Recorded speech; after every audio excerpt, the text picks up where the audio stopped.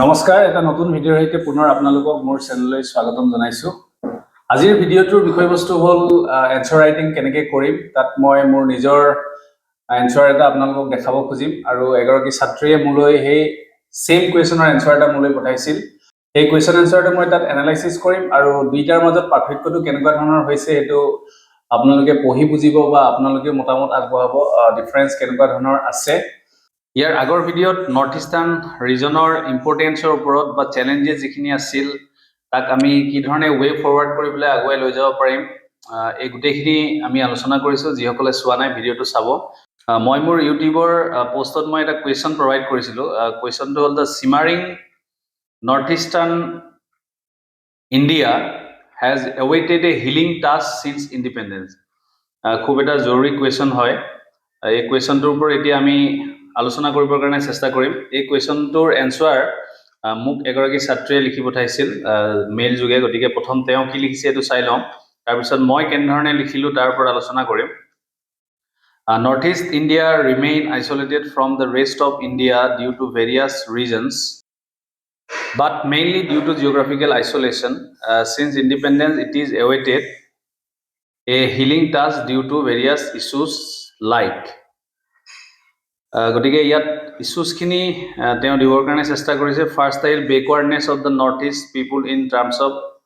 Education, health facilities. Next, lack of industrial development even when north east is resource rich state, it lacks behind due to factor like infrastructure etcetera. Next আহিল high মেটাৰ্নেল mortality rate. ইয়াত কোনো ধৰণৰ points তেওঁ provide নাই কৰা। 4 নম্বৰ লিখিছে illegal infiltration of migrant issue which lead to long struggle concluded by Assam accord 1985, insurgent movement in places like Nagaland, secessionist movement ULFA in Assam. ইয়াত পইণ্টছখিনি ঠিকেই লিখিছে বাৰু, যিখিনি ইছ্যুজ হয় তাত যথেষ্ট টাচ কৰিছে। কিন্তু মই বাৰে বাৰে আপোনালোকক এটা কথা ক'ব খুজিম, যেতিয়া আমি এটা পইণ্ট লিখোঁ সেই পইণ্টটোৰ ক্ষেত্ৰত আমি তথ্য আকাৰে লিখিব পাৰিলে ভাল। যেনেকৈ ইয়াত বেকৱাৰ্ডনেছ অফ নৰ্থ ইষ্ট এডুকেশ্যনৰ আৰু হেল্থৰ ফেচিলিটিৰ ওপৰত লিখা আছে, তাত যদি আমি একজেক্ট ষ্টেটিষ্টিক্স প্ৰভাইড কৰিব পাৰোঁ, যেনেকৈ ধৰক এডুকেশ্যনৰ ওপৰত ইমানটো পাৰ্চেণ্ট এনৰলমেণ্ট কমি আছে কম্পেয়াৰ্ড টু মেইনলেণ্ড ইণ্ডিয়া বা বেলেগ ষ্টেটৰ তুলনাত, এনেকুৱা ধৰণৰ যেতিয়া আমি ষ্টেটিষ্টিক্স দিওঁ আমাৰ কাৰণে বেছি ভাল হয়। ইণ্ডাষ্ট্ৰিয়েল ডেভেলপমেণ্টৰ ক্ষেত্ৰত ইয়াত যিটো ইনফ্ৰাষ্ট্ৰাকচাৰৰ কথা লিখা হৈছে, গতিকে তাত আমি নৰ্থ ইষ্টৰ ক্ষেত্ৰত এক্সাম্পল দিব পাৰোঁ। ডিফিকাল্ট ট্ৰেইনৰ কাৰণে হওক বা বিভিন্ন কাৰণত হওক, যেনে অৰুণাচল প্ৰদেশত হওক, তাত ৰুট কানেক্টিভিটিটো ভালদৰে এষ্টাব্লিছ কৰিব পৰা হোৱা নাই, বা নাগালেণ্ডৰ ক্ষেত্ৰত যি ৰেল কানেকশ্যনৰ অসুবিধা আছে, এনেকুৱা ধৰণৰ এক্সাম্পলবোৰ দিব লাগে। কাৰণ আমি জাষ্ট হেডলাইনটো লিখি যদি আমি পইণ্টছটো এনেকৈ লিখোঁ, এইটো একাডেমিক লেভেলৰ নিচিনা হৈ যায়। হাই মেটাৰ্নেল মৰ্টেলিটি ৰেট, তাৰ ওপৰতো আমি সঠিক ডাটা প্ৰভাইড কৰাটো ভাল যে কিমান মেটাৰ্নেল ৰেট এতিয়া বৰ্তমান আছে। Next, illegal infiltration of migrant issue, present কিমান ধৰণৰ ইনফিল্ট্ৰেশ্যন হৈ আছে, বা আমি যিটো আমি কওঁ যে বাংলাদেশী পপুলেশ্যন যিখিনি ইলিগেল হয় তাৰ পৰিমাণটো যদি আমি দিব পাৰোঁ। Insurgent movement in places like Nagaland, secessionist ULFA in Assam. গতিকে এনেধৰণে লিখিছে, মই মোৰ যিটো ৰাইটিং হয় তাৰ লগত কম্পেয়াৰ কৰি চাম। নেক্সট, হিলিং টাস্ক কি ধৰণৰ লাগিব, যিহেতু এই কুৱেশ্যনটোৰ মেইন বডি পাৰ্টটো এইটো হয়। গতিকে ইয়াতো মোৰ এটা ছাজেশ্যন থাকিব যে আমি মেইন যিটো পাৰ্ট সেইটো ভালকৈ লিখিব লাগিব। ইয়াত দিছে প্ৰথম জনেৰেল কাউন্সিল, আপোনালোকে পজ কৰি পঢ়ি যাব। North eastern general council which is focusing in shared view and benefits of 8 Northeast state, recent government decision to implement most of the recommendation of Biplab Sharma committee which are in state government power. এতিয়া ইয়াত এই পইণ্টটো লিখিছে যে গভৰ্ণমেণ্টৰ decision implement কৰিব বিচাৰিছে বিপ্লৱ শৰ্মা কমিটিৰ জৰিয়তে যিখিনি ৰিকমেণ্ডেশ্যন দিছিল, বাট ইয়াত ডিষ্টিংক্ট হৈ উঠা নাই যে কি ধৰণৰ আমি এক্সাম্পল হিচাপে দিব পাৰোঁ এনেকুৱা ধৰণৰ ৰিকমেণ্ডেশ্যন। যিটো বিপ্লৱ শৰ্মা কমিটি কিহৰ লগত জড়িত আছিল আপোনালোকে নিশ্চয় জানে, বা যদি নাজানে কমেণ্ট কৰিব।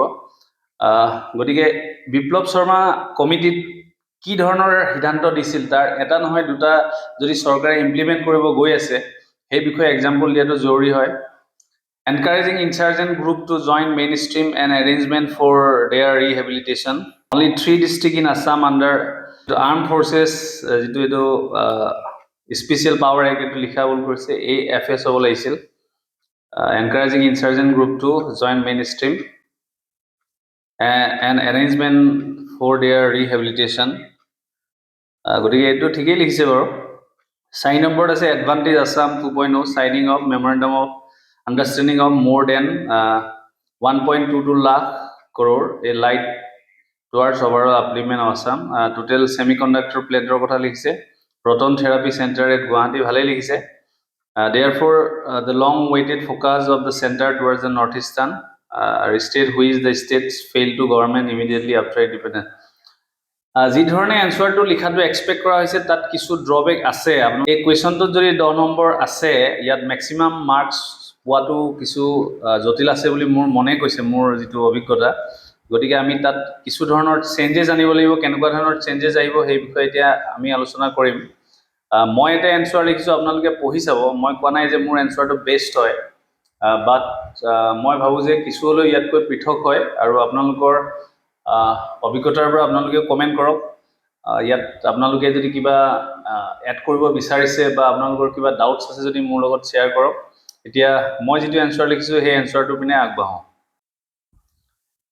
সেম কোৱেশ্যন হয় মই কি ধৰণে আৰম্ভ কৰিছো চাব the economic survey 2024-25 identifies northeast as a high potential zone for infrastructure and trade integration with ASEAN under India's Act East policy মই এটা ষ্টেটমেন্টেৰে আৰম্ভ কৰিছো আৰু তাত দেখাইছো যে 24 আৰু 25 ৰ ইকোনমিক সাৰ্ভে কৈছে যে নৰ্থ ইষ্টত হাই পটেনশিয়াল আছে গতিকে এই সেন্টেন্সটো আৰু এটা বস্তু প্ৰুভ কৰিছে যে হয়তো এতিয়ালৈকে নৰ্থ ইষ্টক ইমান ইম্পৰ্টেন্স দিয়া হোৱা নাছিল দিছে obviously দিছে বাট মোৰ ষ্টেটমেন্টটো এটো দেখাইছে যে ইকোনমিক সাৰ্ভে 2024-25 তে এটা ষ্টেটমেন্ট আহিছে যে নৰ্থ ইষ্টত হাই পটেনশিয়াল জোন হিচাপে ধৰিব পাৰি যত ইনফ্ৰাষ্ট্ৰাকচাৰ ট্ৰেড ইন্টিগ্ৰেশন হ'ব পাৰে with ASEAN market গতিকে এটা খুব স্ট্ৰং এটা ভ্যালিড পইণ্ট হল মোৰ ষ্টাৰ্টিংৰ কাৰণে নেক্সট মই লিখিলো north east India has awaited for healing task since independence due to થઈ গল challenges like below বা like mentioned below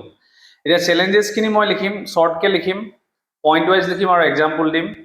ঠিক ইয়াত এটা আপোনালোকে ডায়াগ্ৰাম দেখিছে এই ডায়াগ্ৰামটো মই এই কাৰণে ড্ৰ কৰিলো ইয়াত গোল্ডেন ট্ৰায়াঙ্গলৰ কথাটো লিখিবলৈ মোৰ স্পেচ নহল বা ঠাই কম হল গতিকে মই তাত এটা ড্ৰ কৰি পেলাই খুব কম জায়গাত দেখালো म्यांमार थाईलैंड और लाओसे যেটো গোল্ডেন ট্ৰায়াঙ্গল ড্ৰাগ ট্ৰাফিকিংৰ কাৰণে বিখ্যাত হে বস্তুটো মই ইয়াত ড্ৰ কৰিলো ইউ এটা চ্যালেঞ্জ হয় ফাৰ্স্ট আমি ইনফ্ৰাষ্ট্ৰাকচাৰ ডেফিসিটত লিখিলো poor rail access in Nagaland insurgency and security কনসাৰ্নত আহিল বৰ্ডাৰ ডিসপিউট ঠাই হলে মেঘালয় আৰু অসমৰ এটো এক্সাম্পল লব পাৰো উলফাৰ কথা আমি লিখিলো কানেক্টিভিটি গেপছত লিখিলো delayed highway project in Arunachal Pradesh environment and climate vulnerability লিখিলো flood in Assam limited industrial base and unemployment এটো এটা চ্যালেঞ্জেস হয় ইন্ডাস্ট্রিয়াল বেস টু কম হয় আনএমপ্লয়মেন্ট বেছি হয় এক্সাম্পল মই দিয়া নাই পাৰিলে দিব পাৰো আনএমপ্লয়মেন্ট কিমান হৈ আছে নেক্সট আইল financial and skill inclusion gap এতিয়া ফাইনান্সিয়ালৰ ক্ষেত্ৰত মই স্কিলৰ ক্ষেত্ৰত বেলেগ এক্সাম্পল দিয়া নাই ওভাৰঅল এটা এক্সাম্পল দিছো যে লো এমএসএমই লোন পেনিট্ৰেশন অৰ্থাৎ এমএসএমই সেক্টৰত ষ্টাৰ্টআপৰ কাৰণে যি ধৰণৰ লোন ক্ৰিয়েটছ হ'ব লাগিছিল সেই ধৰণৰ হোৱা নাই গতিকে ই এটা আমাৰ কাৰণে সমস্যা এটা মেইন যেটো বডি হয় বডি অফ দা কোৱেশ্চন যেটো হয় হিলিং টাস্কৰ ওপৰত লিখিম ষ্টাৰ্টিং পইণ্টটা লিখি লৈছো with recent investment exceeding rupees 1.5 lakh crore northeast is transitioning from insurgency to innovation এটা এটা খুব ধুনিয়া সেন্টেন্স আৰু আন্ডাৰলাইন কৰিছো মই ওপৰটো কৰিছো কেইবাটা পইণ্টত গতিকে ইয়াতে প্ৰথম বাক্যতে প্ৰুফ কৰিছে যে এতিয়া আৰু ইনচাৰ্জেন্সি চিন্তা নাই এতিয়া ইনোভেশনৰ দিশে নৰ্থ ইষ্ট আগবাঢ়িছে নেক্সট এতিয়া হিলিং টাস্ক খিনি লিখিম ফাৰ্স্ট আছে ৰাইজিং নৰ্থ ইষ্টৰ বিষয়ে লিখো খুব এটা ৰিসেন্ট টপিক হয় দা ইনভেষ্টৰ সামিট যেটো বাই মিনিষ্ট্ৰি অফ ডোনৰ শৰ্টকে লিখা আছে ইয়াত Renewable energy investment of kiman খৰচ কৰিছে এটো লিখিম 115 memorandum of understanding worth more than rupees 38,000 crore এটো 38,000 কে ওপৰ আছিল বাট মই এটা এভাৰেজ লিখিছো Digital connectivity ক্ষেত্ৰত more than 90% of the region enjoys 4G coverage 80% are digitally connected in rural areas এইটো এটা ইম্পৰ্টেণ্ট হয় স্কিল ডেভেলপমেণ্টৰ ক্ষেত্ৰত এক্সাম্পল আমি সূৰ্য মিত্ৰ বৰুণ মিত্ৰ এনেকৈ বহুত এক্সাম্পল আছে গতিকে এতিয়া নৰ্থ ইষ্টত সেইকেইটা প্ৰগ্ৰেম লোৱা হৈছে এইটো বিষয়ে লিখিলোঁ ষ্ট্ৰেটেজিক ভিজন এটা লোৱা হৈছে যিটো ৰাইজিং নৰ্থ ইষ্টত গেটৱে টু এছিয়ান বুলি ধৰা হৈছে নৰ্থ ইষ্টক leveraging its 5,484 kilometre of international borders with 5 neighbouring countries এইটো এটা খুব গুৰুত্বপূৰ্ণ দিশ হয় নেক্সট আহিল peace building and border management এইটো ছেকেণ্ড এটা পইণ্ট হয় নৰ্থ ইষ্ট যিটো ৰাইজিং নৰ্থ ইষ্টৰ পাছত এটা আমি যিটো মেইন হেডিং পইণ্ট হয় peace building and border management হয় এক্সাম্পল লিখিলে হৈ গ'ল আসাম মেঘালয় বৰ্ডাৰ সেটেলমেণ্ট টক্স চলি থাকে বা চলি আছে বা ঠিক হৈছে এইটো আমি লিখিব পাৰোঁ টুৰিজিম এণ্ড কালচাৰেল ডিপ্ল'মেচিও এটা আছে তাৰ ওপৰত মই বেলেগ ধৰণৰ পইণ্ট লিখা নাই আমি লিখিব পাৰোঁ ইচ্ছা কৰিলে নেক্সট ইয়াত আণ্ডাৰলাইন কৰিব থাকি গ'ল 4 নম্বৰ ইণ্ডাষ্ট্ৰিয়েল প্ৰমোশ্যন এণ্ড ইনভেষ্টমেণ্ট ফেচিলিটেশ্যনতে মই ছেমি কণ্ডাক্টৰ প্লেণ্ট ইন আছামটোৰ বিষয়ে লিখিছোঁ agri processing special economic zone in Assam এইটো বিষয়ে আমি ইয়াত লিখি ৰাখিছোঁ নেক্সট আমি ইয়াতে আমি যেতিয়া ইণ্ডাষ্ট্ৰিয়েল প্ৰমোশ্যন আৰু ইনভেষ্টমেণ্ট ফেচিলিটেশ্যনৰ কথা আছে ইয়াত আমি বিভিন্ন ধৰণৰ অলৰেডি এষ্টাব্লিছ কৰা বা নতুনকৈ অহা আমি বিভিন্ন ধৰণৰ ইনফ্ৰাষ্ট্ৰাকচাৰ ডেভেলপমেণ্টৰ কথা ইয়াত মেনশ্যন কৰিব পাৰোঁ গতিকে আকৌ বেলেগ পইণ্ট নিদিলেও হৈ যায় 5 নম্বৰত আমি আকৌ লিখিছোঁ skill development and human capital ফৰ্মেশ্যনৰ ওপৰত north east region skill plan 2022 handloom training centres in Nagaland কেৱল অসমৰ লিখি থকাৰ লগতে আমি বেলেগ বেলেগ ৰাজ্যৰ লিখিলেহে আমাৰ নৰ্থ ইষ্টাৰ্ণ যিটো কথা সেইটো কভাৰ হ'ব গতিকে আমি বেলেগ এক্সাম্পল দিছোঁ digital North East vision 2022 to digitally empower North east India গতিকে ইয়াতে মোৰ 2টা পেজ শেষ হৈছে যিহেতু মই কৈছোঁ যে 10 নম্বৰ মাৰ্কছৰ কাৰণে আমি 2টা পেজ পাম গতিকে ইয়াতে আমি যিমান লিখিব থাকিলোঁ শেষ কৰিব লাগিব গতিকে লাষ্টত মই এটা কনক্লুজন দিব খুজিলোঁ যে north east India is not ইণ্ডিয়াছ periphery but it's strategic and digital frontier a region where policy meets possibility, nature meets network, and heritage meets hyper connectivity. খুব এটা ষ্ট্ৰং এটা কনক্লুজন যিটো নৰেন্দ্ৰ মোদী ডাঙৰীয়াই আমাৰ প্ৰাইম মিনিষ্টাৰে দিছিল যিটো মই ছিংগুল পইণ্ট হিচাপে ইয়াত মই ধুনীয়াকৈ ইয়াত ব্যৱহাৰ কৰিছোঁ গতিকে দুইটা এনচাৰৰ মাজত যথেষ্ট ডিফাৰেঞ্চ আছে আপোনালোকে উপলব্ধি যদি কৰে আপোনালোকে নিশ্চয় কমেণ্ট কৰিব আৰু মই কোৱা নাই যে ছাত্ৰীগৰাকীৰ ৰাইটিংটো বেয়া হৈছে এনেধৰণে লিখিলেহে তেওঁ যিটো ৰাইটিং স্কিল এইটো গ্ৰ' হ'ব আমাৰ হাতত এতিয়া মেইনছলৈ সময় আছে বুলি মই ভাবিছোঁ কাৰণ এতিয়ালৈকে ফিলিমছৰ ৰিজাল্ট অহা নাই আমি প্ৰায় 3 মাহমান সময় পাম 3 মাহ নাপালেও 2.5 মাহ সময় পাম গতিকে আমি এই ধৰণে আমি প্ৰেক্টিছ কৰি গ'লে নিশ্চয় আমাৰ এটা ভাল ফলাফল আহিব গতিকে আপোনালোকে প্ৰস্তুতি চলাই যাওক